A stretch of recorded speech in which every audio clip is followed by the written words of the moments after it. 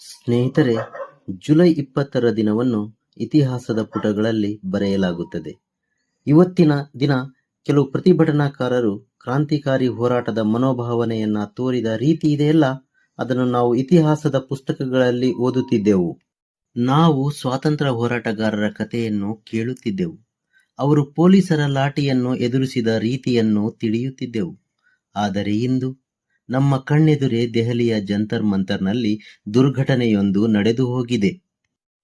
ನಿಜಕ್ಕೂ ಅಲ್ಲಿ ನಡೆದಿದ್ದಾದರೂ ಏನು? ಬನ್ನಿ ತಿಳಿಯೋಣ.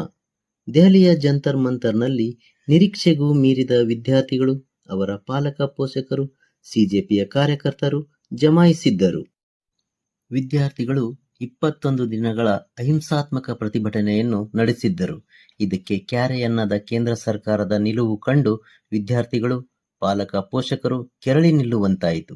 ಸಂಸತ್ ಭವನಕ್ಕೆ ಮುತ್ತಿಗೆ ಹಾಕಲು ಕರೆ ನೀಡಲಾಯಿತು. ಈ ಪ್ರತಿಭಟನೆಯು ತೀವ್ರ ಸ್ವರೂಪವನ್ನು ಪಡೆದು ಹಿಂಸಾತ್ಮಕ ರೂಪವನ್ನು ಪಡೆಯಿತು.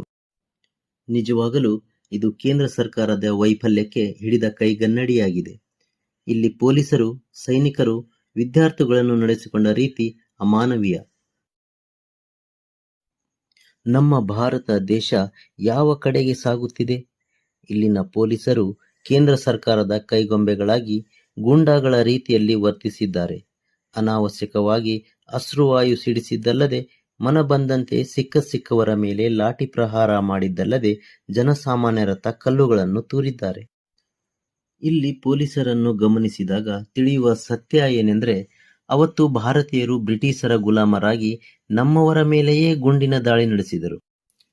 ಆದರೆ ಇವತ್ತು ಪೊಲೀಸರು ಕೇಂದ್ರ ಸರ್ಕಾರದ ಗುಲಾಮರಾಗಿ ನಮ್ಮ ವಿದ್ಯಾರ್ಥಿಗಳ ಮೇಲೆ ಕ್ರೂರವಾಗಿ ದಾಳಿಯನ್ನು ನಡೆಸಿದ್ದಾರೆ. ನಮ್ಮದೇ ದೇಶದ ಜನರನ್ನು ಈ ರೀತಿಯಾಗಿ ನಡೆಸಿಕೊಳ್ಳುವುದು ಎಷ್ಟರ ಮಟ್ಟಿಗೆ ಸರಿ? ನಾನು ಕೇಂದ್ರ ಸರ್ಕಾರಕ್ಕೆ ಒಂದು ಮಾತನ್ನು ಹೇಳಬಯಸುತ್ತೇನೆ. ಜನರ ತಾಳ್ಮೆಯನ್ನು ಪರೀಕ್ಷಿಸಬೇಡಿ. ಇತಿಹಾಸವನ್ನು ತಿಳಿದುಕೊಳ್ಳಿ.